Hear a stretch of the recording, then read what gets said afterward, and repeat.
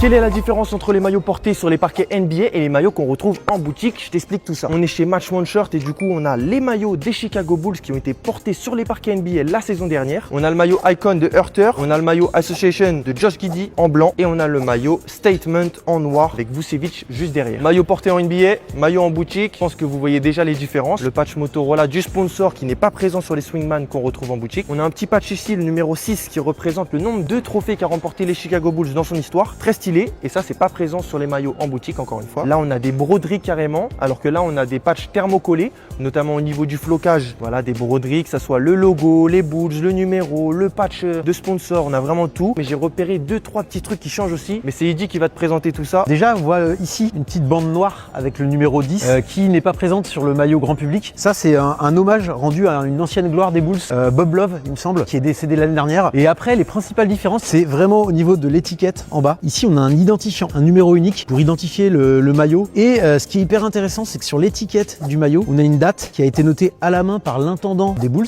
Et en fait c'est la date du match. Ça nous donne une information assez intéressante ça. Un maillot NBA n'est porté qu'une seule fois par un joueur. Et voilà, maintenant tu connais toutes les différences entre les vrais maillots portés en NBA et les maillots qu'on retrouve en boutique.